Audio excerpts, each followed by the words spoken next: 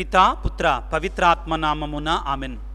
క్రీస్తునందు మిక్కిలి ప్రియ సహోదరి సహోదరులారా, ఈ కడరాత్రి భోజన పవిత్ర గురువార వాక్య పరిచర్యకి మిమ్మందరినీ ప్రేమతో ఆహ్వానిస్తున్నాను. లూకా సువార్త 22వ అధ్యాయము 14వ వచనము, 19 మరియు 20వ వచనములు. గడియ వచ్చినప్పుడు యేసు శిష్యులతో భోజనమునకు కూర్చుండెను. యేసు రొట్టెను అందుకొని కృతజ్ఞతా స్తోత్రములు చెల్లించి దానిని త్రుంచి వారికి వసగుచు, ఇది మీ కొరకు అర్పించబడనున్న నా శరీరము, దీనిని నా జ్ఞాపకార్థము చేయుడు అని పలికెను. ఆయన అట్లే భోజనానంతరము పాత్రమును అందుకొని, ఈ పాత్రము మీ కొరకు చిందించబడు నా రక్తముతో ముద్రితమైన నూతన నిబంధన అని పలికెను. క్రీస్తునాథుని యందు ప్రియ సహోదరి సహోదరులారా, పవిత్ర గురువారము కడరాత్రి భోజన సంసమయము కథోలిక క్రైస్తవులందరికీ కూడా పరమ పరిశుద్ధమైనటువంటిది. ఒకవైపున పరమానందము, మరొక వైపున వేదన బాధతో నిండినటువంటి, ఆనందము దుఃఖముతో సమ్మిళితమైనటువంటి పరిశుద్ధమైన రాత్రి ఇది. ఒకవైపున క్రీస్తు భగవానుడు కడరాత్రి భోజనాన్ని సంస్థాపన గావించాడని, దివ్య సప్రసాదాన్ని మన కొరకే ఇచ్చాడని సంతోషిస్తూనే, మరోవైపున దేవుని కుమారుడే స్వయంగా శిష్యుల పాదాలు కడిగి గురుద్రోహి యొక్క ముగ్ధు వలన శత్రువులకు అప్పగింపబడి ఆయన శిలువ మరణాన్ని పొందబోతున్నాడని కథోలిక క్రైస్తవులమైన మనందరము కూడా, దేవుని బిడ్డలమైన మనందరము కూడా ఒకవైపున ఆనందము, మరోవైపున వేదనతో నిండినటువంటి రాత్రిని గడపబోతూ ఉన్నాం.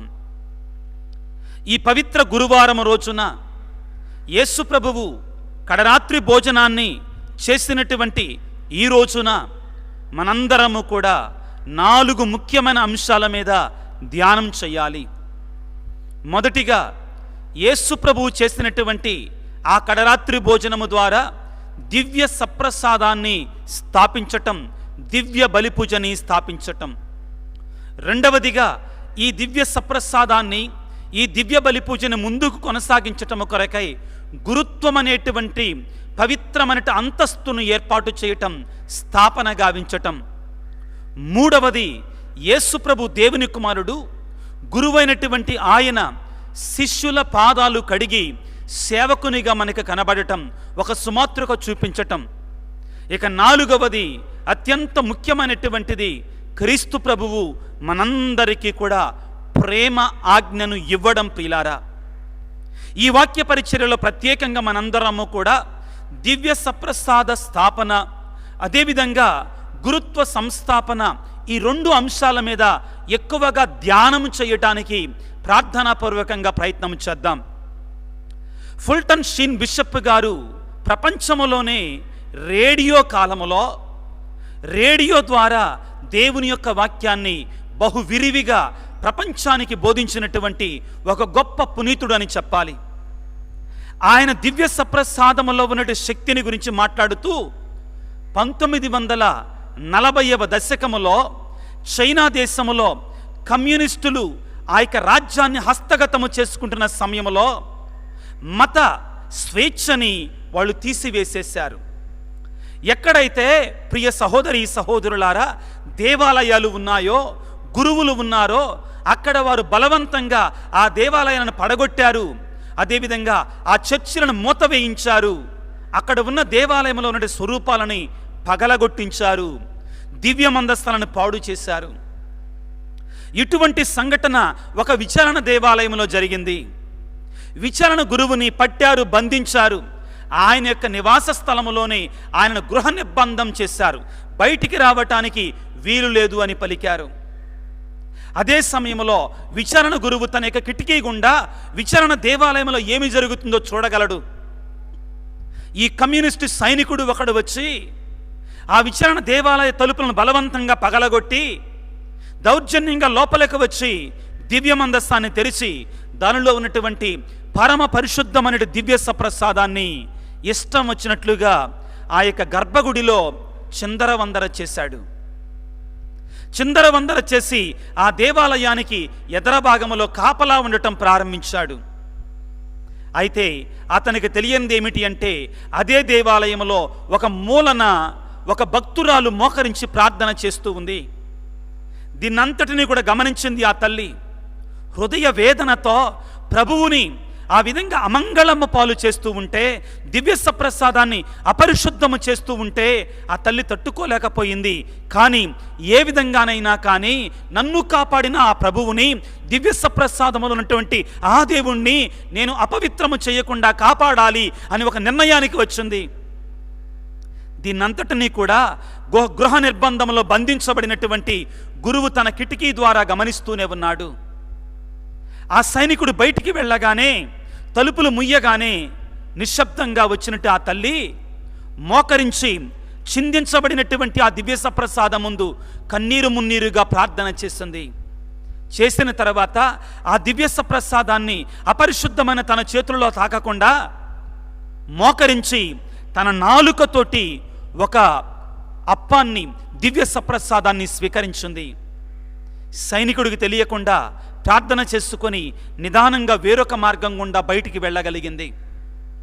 విచారణ గురువుకు తెలుసు, ఆ దివ్య మందసంలో ఖచ్చితంగా 32 దివ్య సప్రసాద అప్పాలు ఉన్నాయని.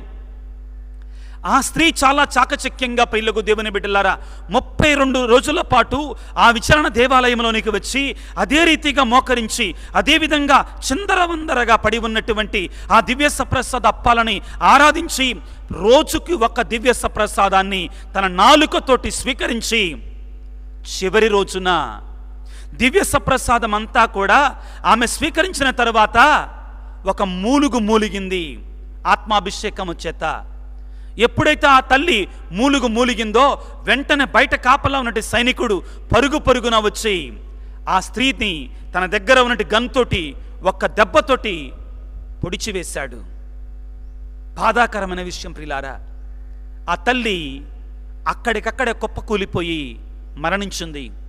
కానీ ప్రియులకు దేవుని బిడ్డలారా, ఆ తల్లిలో దివ్య సప్రసాదం మీద ఉన్నటువంటి విశ్వాసం చూడండి. ప్రియులకు దేవుని బిడ్డలారా, తాను మరణాన్నైనా కానీ సిద్ధపడింది, తన ప్రాణాన్ని త్యాగం చేయటానికి కూడా సిద్ధపడింది. కారణం ఏమిటి అంటే, ఆ యొక్క అప్పం మామూలు అప్పము కాదు, దివ్య సప్రసాదముగా మారింది. కాబట్టి ఆ అప్పములో క్రీస్తు ప్రభు నివాసం ఉంటున్నాడు. స్వయముగా దేవాది దేవుడే, సకల లోకాలకి అధికారి అయినటువంటి ఆ ప్రభువే ఆ దివ్య సప్రసాదములో 100% నివాసం ఉన్నాడు. దీన్నంతటినీ కూడా కిటికీ నుంచి గమనిస్తున్నటువంటి ఆ గురువు ఏమి చేయలేనటువంటి స్థితిలో కన్నీటితో ప్రార్థన చేయటం తప్ప మరేమీ చేయలేకపోయాడు. ఆయన తన సాక్ష్యముగా తన డైరీలో ఇది జరిగిందంతా కూడా ఆయన లిఖితపూర్వకంగా ఇది జరిగిన సంఘటన. ప్రియులకు దేవుని బిడ్డలారా, ఈనాడు మనందరము కూడా దేవాలయంలో చేరి యేసు ప్రభువుగా కడరాత్రి భోజనాన్ని మనం జ్ఞాపకం చేసుకుంటున్నాం. కడరాత్రి భోజనాన్ని మనం ధ్యానం చేసుకుంటున్న ఈ సమయంలో ప్రియ సహోదరి సహోదరులారా, క్రీస్తు ప్రభువు దివ్య సప్రసాదాన్ని స్థాపించినప్పుడు ఏమి జరిగింది మనం తెలుసుకోవాలి. ఇదిగో ఆయన, ప్రియులకు దేవుని బిడ్డలారా, తన శిష్యులతో పాటు యెరూషలేము నగరానికి వెళ్ళిన తర్వాత శిష్యులు ఆయనను అడుగుతారు. కారణం ఏమిటి అంటే, పాస్కా పండుగ వారికి దగ్గర పడుతుంది, యూదుల పాస్కా పండుగ వారికి దగ్గర పడుతుంది.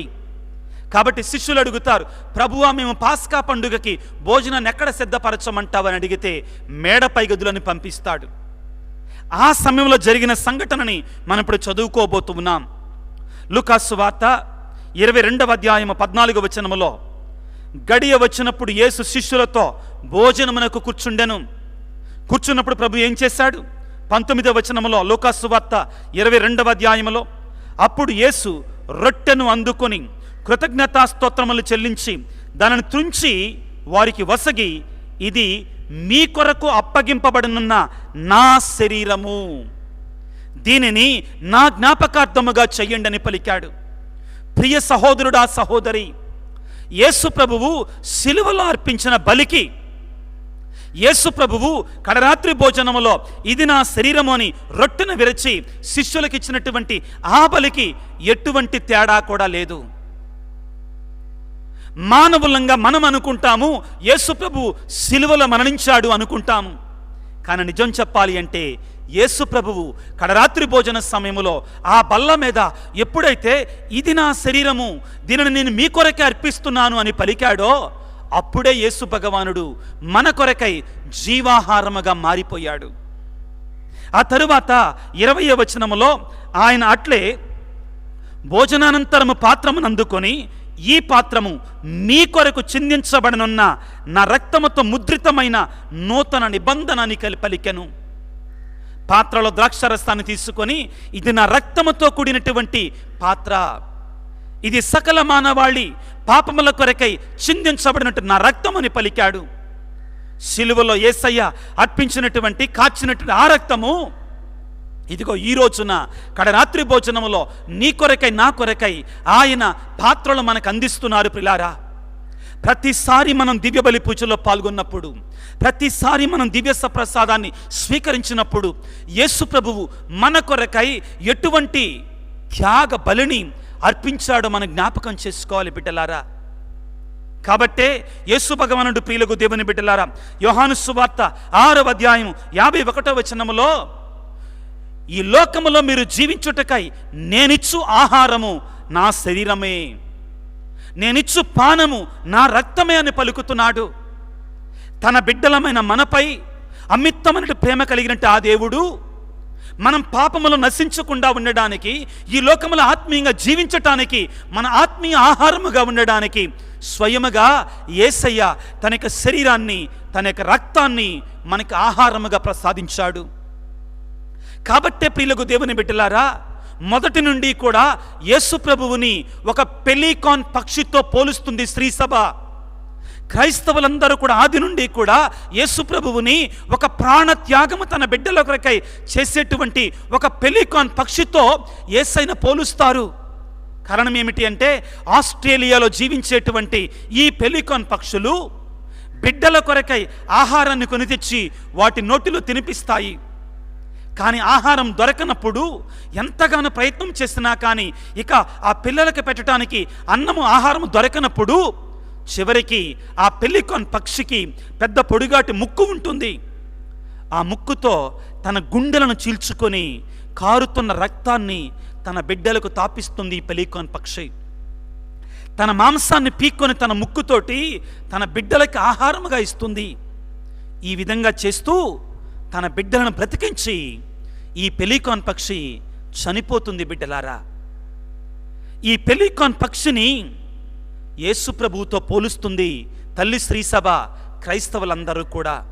కారణం ఏమిటి అంటే, ఏ రీతిగానైతే ఆ పెలీకాన్ పక్షి తన బిడ్డలను కాపాడుకోవటానికి, తన బిడ్డలకి జీవాన్నివ్వడం కొరకై తన ప్రాణాన్ని త్యాగం చేసిందో, తన రక్తాన్ని వాటికి తాపించిందో, తన శరీరాన్ని పీక బిడ్డలకు పెట్టిందో, మన పెలీకాన్ పక్షి, నూతన పెలీకాన్ పక్షి, పరలోక పెలీకాన్ పక్షి అయినటువంటి యేసయ్య నీవు నేను మరణం పాలు కాకుండా ఉండాలని, నీవు నేను ఆత్మీయంగా బ్రతకాలని నీ కొరకై నా కొరకై తన యొక్క శరీరాన్ని, తన యొక్క రక్తాన్ని ఆహారముగాను పానముగాను ప్రసాదించాడు, జీవాహారముగా ప్రసాదించాడు. ప్రియ దేవుని బిడ్డ, ఈ రాత్రికాల సమయంలో, ఈ కడరాత్రి భోజన సమయంలో నీ కొరకై నా కొరకై యేసయ్య చేసినటువంటి ఆ ప్రాణ త్యాగాన్ని, ఆ జీవార్పణాన్ని మనందరం జ్ఞాపకం చేసుకోవాలి. జ్ఞాపకం చేసుకొని ఆయన త్యాగం ఎంత గొప్పదా నా కొరకై అని ప్రతిసారి కూడా మనం దివ్యబలి పూజను సమర్పించినప్పుడు, ప్రతిసారి కూడా దివ్యబలి పీఠాన్ని సమీపించినప్పుడు భక్తి విశ్వాసాలతో, మేన మర్యాదలతో ఆ ప్రభువుని స్వీకరించడానికి ప్రయత్నం చేయాలి. ఆ విధంగా చేసినప్పుడు ప్రియులకు దేవుని బిడ్డలారా, మనము దేవుని యొక్క కృపని, రక్షణ భాగ్యాన్ని పొందుకోవటం మాత్రమే కాక క్రీస్తు ప్రభువుకి గౌరవాన్ని ఇచ్చినటువంటి వారం అవుతాము. ఎందుకు యేసు ప్రభు అసలు దివ్య ప్రసాదాన్ని స్థాపించాడు అంటే, ముఖ్యంగా 3 కారణాలను మనం నేర్చుకోవాలి. మొదటిగా, ఆయన మన ఆత్మలకు భోజనమై ఉండటం కొరకై తన శరీరాన్ని మనకి దివ్య ప్రసాదముగా ఇచ్చాడు. ఏ విధముగానైతే ఈ శరీరము జీవించాలంటే మనం ఆహారాన్ని భుజిస్తామో, అదే రీతిగా ఈ ఆత్మ జీవించాలన్నా కానీ మనకి పరలోకపు మన్నా కావాలి, పరలోకపు ఆహారము కావాలి. అది వాక్కు మాత్రమే కాదు కానీ మరొకటై ఉండాలి. దాని కొరకే ప్రభు అన్నాడు, ఇది నా శరీరమని. మన ఆత్మలకు భోజనమై ఉండటము కొరకై యేసు ప్రభు మనకి తన శరీరాన్ని, రక్తాన్ని ఆహారముగా ఇచ్చాడు. దీనినే మనం యోహాను సువార్త 6:51 వచనములో యేసు ప్రభు పలికిన మాటను ధ్యానించుకుంటే, ఈ లోకము జీవించుట కొరకై నేనిచ్చు ఆహారము నా శరీరమే అని పలుకుతాడు. రెండవది, ఎందుకని యేసు ప్రభువు తన యొక్క శరీరాన్ని మనకు ఆహారంగా ఇచ్చాడు అంటే, మనతో నివాసం ఉండుట కొరకై. దేవారాత్రములు కూడా దివ్య మందస్సములో మన కొరకై ఎదురు చూస్తున్న ఆ ప్రభువు నివాసం ఉంటూ ఉంటాడు. ఆ దివ్య సప్రసాదములో, ఆ దివ్య మందస్సములో స్వయముగా 100కి 100 యేసయ్య నివాసం ఉంటున్నాడు. కాబట్టే ప్రియులకు దేవుని బిడ్డలారా, యోహాను సువార్త 6వ అధ్యాయములో మనం ఈ వాక్యాన్ని చదువుకుంటాం. 56వ వచనములో ఏమంటారు అంటే, ఇదిగో నా శరీరమును జయించి నా రక్తమును పానము చేయువాడు నా యందును నేను వాని యందును ఉంటాము అని పలుకుతున్నాడు. ఏమంటున్నాడండి? నా శరీరాన్ని భుజించి నా రక్తాన్ని పానము చేస్తే నేను వానితో ఉంటాను, మనతో నివాసం ఉంటాడు యేసు ప్రభు. ఆయన పరలోకానికి ఎత్తబడినా కానీ ఆయన ఇంకా మనతోనే దివ్య సప్రసాద రూపంలో నివాసం ఉంటున్నాడు. రెండవ కారణం, ఎందుకు యేసు ప్రభు దివ్య సప్రసాదాన్ని స్థాపించాడు అంటే, మనతో నివాసం ఉండుట కొరకై. ఇక మూడవది ప్రియులకు దేవుని బిడ్డలారా, అతి ముఖ్యమైనటువంటిది, తన మరణమును జ్ఞాపకము చేసుకొనుట కొరకై. ప్రతిసారి మనం దివ్య బలి పూజలో పాల్గొన్నప్పుడు, ప్రతిసారి మనం దివ్య సప్రసాదాన్ని స్వీకరించినప్పుడు ఎంత విలువైనటువంటి త్యాగాన్ని యేసయ్య మన కొరకై చేశాడు, ఎంత విలువైనటువంటి ప్రాణార్పణాన్ని, జీవార్పాన్ని మన కొరకై యేసయ్య చేశాడు. యూదుల ధర్మశాస్త్రం ప్రకారం ప్రియులకు దేవుని బిడ్డలారా, వారు రక్షించబడటం కొరకై దేవుడు ఒక గొర్రె పిల్లని సమర్పించమన్నాడు. దానిని పాస్కా బలి అన్నాడు. ఇశ్రాయేలు ప్రజలు బానిసత్వములో బ్రతుకుతూ ఉండగా వారిని విడిపించటము కొరకై, వారు విడిపించేటి రాత్రిన దానిని జ్ఞాపకం చేసుకున్నట కొరకై పెసక్, పాస్కా బలిని సమర్పించమన్నాడు. ఇశ్రాయేలు ప్రజలు వారు ప్రతి సంవత్సరము కూడా పాస్కా పండుగ రోజున ఒక గొర్రెపిల్లను సమర్పించి జ్ఞాపకం చేసుకునేవారు. దేనిని? దేవుడు ఏ విధముగా వారిని విడుదల చేశాడు, విమోచించాడు బానిసత్వము నుండి అని. ఈ రోజున నీవు నేను కూడా దివ్య బలి పూజలో పాల్గొన్న ప్రతిసారి కూడా జ్ఞాపకం చేసుకోవాలి. దేనిని? యేసయ్య నీ కొరకై, నా కొరకై మరణించి మనను కూడా విమోచించాడు. సాతాను నుండి, పాపము నుండి, సాతాను యొక్క బానిసత్వము నుండి, సాతాను యొక్క బందీతత్వము నుండి. దీనిని మనం ప్రతిసారి కూడా జ్ఞాపకం చేసుకోవాలి. కాబట్టి యేసు ప్రభు ఎందుకని ఈ కడరాత్రి భోజనములో ఈ దివ్య సప్రసాదాన్ని, దివ్య బలి పూజను స్థాపించాడు అంటే, ప్రియ దేవుని బిడ్డలారా, మన ఆత్మలకు భోజనమై ఉండడానికి, మనతో నిరంతరం నివాసం ఉండడానికి, అదేవిధంగా ప్రియులకు దేవుని బిడ్డలారా తన యొక్క మరణాన్ని మనము జ్ఞాపకం చేసుకోవడానికి. దివ్య సప్రసాదాన్ని స్థాపించిన యేసు ప్రభువు, కడరాత్రి భోజనములో దివ్య బలి పూజను స్థాపించినటువంటి యేసు ప్రభువు గురుత్వాన్ని కూడా స్థాపించాడు. రెండవ వాటికన్ మహాసభ దివ్య బలి పూజ గురించి ఏమంటుందంటే, Eucharist is the source, summit and centre of all Christian life.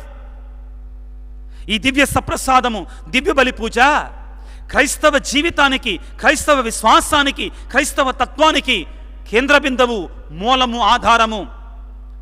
దివ్య బలి పూజ లేకుండా, దివ్య సప్రసాదం లేకుండా క్రైస్తవుడు లేడు, క్రైస్తవ విశ్వాసం కూడా లేదు. మరి మనకి దివ్య బలి పూజ ఎవరు సమర్పిస్తారు? దివ్య సప్రసాదం ఎలా దొరుకుతుంది మనకి? కాబట్టి యేసు ప్రభువు దీనిని మనసులో ఉంచుకొని తన శిష్యులకి ఒక అధికారాన్ని ఇచ్చాడు. ఏమని? నేను మరలా వచ్చు వరకు దీనిని మీరు మరలా చెయ్యండి. ఎవరితో చెప్పాడు? శిష్యులతో పలికాడు. తద్వారా గురుత్వాన్ని స్వయముగా యేసు ప్రభువే స్థాపించారు. యోహాను సువార్త 13వ అధ్యాయములో ఆయన శిష్యుల పాదాలు కడుగుతున్న సమయంలో పేతురు గారు అంటారు, ప్రభువా, ఇదిగో నువ్వు నా కాళ్ళు కడగడానికి వీల్లేదు అంటాడు. ప్రభు ఒక మాట అంటాడు, నేను నీ కాళ్ళు కడగకపోతే నాలో నీకు పాలిభాగము లేదు అంటాడు. ఏంటి పాలిభాగం అంటే? గురుత్వములో పాలిభాగము లేదు అంటాడు. కాళ్ళు కడగనిస్తాడు పేతురు గారు. ప్రభునందు ప్రియులకు దేవుని బిడ్డలారా, ఈ రోజున ఈ 2 వేద సత్యాలని, పరమరహస్యాలని మనందరం కూడా ధ్యానం చేసుకుంటున్నాం. మొదటిగా దివ్య సప్రసాదాన్ని స్థాపిస్తే రెండవది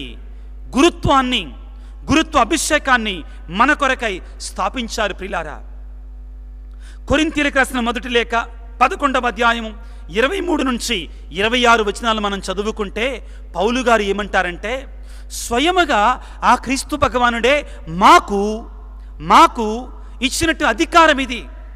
ఏమిటా అధికారము? దివ్య బలి పూజను సమర్పించే అధికారం. ఇది అధికారం అంటే ప్రియులారా, ప్లీజ్ డోంట్ మిస్అండర్స్టాండ్, లోకానుసారమైనటువంటి అధికారం కాదు. ఇది సేవతో కూడినటువంటిది. ఇది సేవా భాగ్యం మాత్రమే, దీన సేవా భాగ్యం మాత్రమే.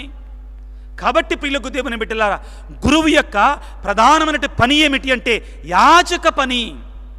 యాజక పని అంటే పవిత్రీకరించటం. దివ్య బలి పూజ ద్వారా, దివ్య సప్రసాదము ద్వారా, జ్ఞానస్నానము, భద్రమనభ్యంగనము, పాప సంకీర్తనము, గురుత్వము, అదేవిధంగా జ్ఞాన వివాహము, అవస్థాభ్యంగం అనేటువంటి దివ్య సంస్కారాల ద్వారా గురువు మొదటిగా ఒక యాజక పనిని చెయ్యాలి, పవిత్రీకరించే పనిని చెయ్యాలి. రెండవదిగా గురువు ప్రకటించాలి దేవుని యొక్క వాక్యాన్ని. ఒక బోధకునిగా దేవుని యొక్క వాక్యాన్ని గురువు ప్రకటించాలి. మూడవదిగా ఒక కాపరిగా పరిపాలించాలి. ఈ 3 కార్యాలు కూడా ప్రతి గురువు కూడా దేవుని నుండి పొందుతాడు. మొదటిగా యాజకుడిగా పవిత్రీకరించాలి, బోధకుడిగా ప్రకటించాలి, మూడవదిగా ప్రియులకు దేవుని బిడ్డలారా ఒక కాపరిగా పరిపాలించాలి. ఈ 3 గురుతర బాధ్యతలని గురువు ఒక సేవకునిగా నిర్వర్తించాలి. ఇది బాధ్యతే కానీ గొప్పతనము కాదు. కాబట్టి పౌలు గారు ప్రియులకు దేవుని బిడ్డలారా కొరింథీయులకు రాసిన 2వ లేఖ 4వ అధ్యాయం 7వ వచనములో చక్కని మాట పలుకుతాడు. ఏమిటి అంటే, మేము పొందినటువంటి ఈ మహత్తరమైన శక్తి మాది కాదు, మేము మట్టి పాత్రల వంటి వారం మాత్రమే, మేమొక మట్టి పాత్రల వంటి వారం మాత్రమే. మాలో ఉన్న ఈ మహత్తర శక్తి దేవునిదే కానీ మాది కాదు. కానీ మేమేమి చేయాలి అంటే ప్రియ దేవుని బిడ్డలారా, నిరంతరము కూడా సంపూర్ణమును సజీవమునైనటువంటి ఒక బలిగా మమ్మల్ని మేము దేవునికి సమర్పించుకోవడానికి ప్రయత్నం చేయాలి. మాలో బలహీనతలు లేవా? మానవ బలహీనతలు ఉంటాయి. పునీత జాన్ మరియ వియాన్నీ గారు చెప్పినట్లుగా సామాన్యమైన వ్యక్తిని సాతనుడు ఒక ఎత్తు పరిశోధిస్తే గురువులను 7 శోధిస్తాడంటండి. ఈ శోధనలు వస్తాయి, బలహీనలు ఉంటాయి. కానీ గురువు అనుక్షణము కూడా తన జీవితాన్ని ఒక సంపూర్ణమును సజీవమైనటువంటి యాగముగా దేవునికి సమర్పించుకోవాలి, పవిత్రీకరించాలి, ప్రకటించాలి, పరిపాలించాలి. ఇంత గొప్ప పండుగను మనం చేసుకుంటుండగా ఆ దేవాది దేవునికి స్తుతులు స్తోత్రాలు చెల్లించాలి. యేసయ్యా, నీవు మాకు దివ్య సప్రసాదాన్ని ప్రసాదించినందుకు గాను, దివ్య బలి పూజను ఇచ్చినందుకు గాను, గురువులను మాకు ఇచ్చినందుకు మీకు స్తోత్రాలు. మేమెల్లప్పుడూ కూడా ఆ దివ్య సప్రసాదాన్ని భక్తితో విశ్వాసముతో స్వీకరించి అందులో నీ ఉన్నావు అని మేము గుర్తుంచుకునేలాగా మమ్మల్ని దీవించండి.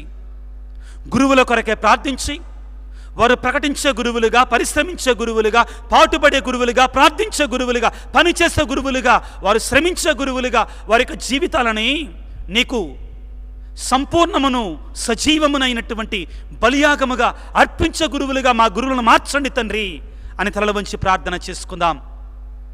సర్వశక్తిమంతుడా, సర్వోన్నతుడా యేసురాజా, నీకు స్తోత్రాలు, వందనాలు. ఈ పవిత్ర గురువారం రోజున, ఈ కడరాత్రి పండగ రోజున, ఈ కడరాత్రి భోజన సమర్పణ సమయంలో మేమందరము కూడా మీకు స్తోత్రాలు చెల్లిస్తున్నాం.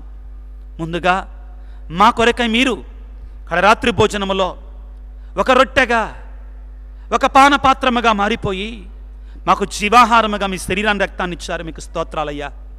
మీకే స్తుతి స్తోత్రాలు తండ్రి. మీరిచ్చినటువంటి ఈ పరలోక భోజనానికి, ఈ నూతన మన్నాకి, మా జీవముకు ఆహారాన్ని ఇచ్చినందుకు మీకు స్తోత్రాలు తండ్రి. నాయనా, మీ యొక్క దివ్య పీఠాన్ని, మీ దివ్య సప్రసాదాన్ని సమీపించిన ప్రతిసారి మేము గౌరవ మర్యాదలతో జీవించేట్లు మమ్మల్ని దీవించండి నాయన. అదేవిధంగా మా గురువులను దీవించండి ప్రభువా. వారు ప్రభు మీ కొరకై, మీ వాక్యము కొరకై, మీ దివ్య సంస్కారాల కొరకై, మీ బిడ్డల కొరకై పాటుపడి శ్రమించే గురువులుగా ప్రతి గురువును కూడా పేరు పేరు వరుసన నూతనంగా అభిషేకించండి తండ్రి. మా పీఠాలను దీవించండి, మా పాపగారిని దీవించండి నాయన. మా కొరకై ఏ గురువులైతే కష్టపడుతున్నారో వారికి ప్రభు మంచి ఆరోగ్యాన్ని ప్రసాదించండి తండ్రి. వారిని యొక్క రెక్కల మాటను భద్రపరచుకోండి తండ్రి. పాపము సోకకుండా, పాపములో పడకుండా నాయన వారి చుట్టూ మీ దూతలను కంచెలా కాపలా వేయండి యేసురాజా. ఈ పవిత్రమైన దినము రోజున మమ్మందరిని దీవించండి నాయన. నిబిడలమైన మా కొరకై ఒక పెలికాన్ పక్షిగా నీ శరీరాన్ని, నీ రక్తాన్ని నాకు ఆహారముగా ఇచ్చినటువంటి గొప్ప దేవానికి స్తోత్రాలు. అనారోగ్యంతో బాధపడుతున్న బిడ్డలను ప్రభు స్వస్థపరచమని, ఈ వాక్యాన్ని ఆలకిస్తున్న ప్రతి బిడ్డను దీవించమని మా ప్రభు అయిన క్రీస్తు ద్వారా వేడుకొనుచున్నాము తండ్రి, ఆమెన్.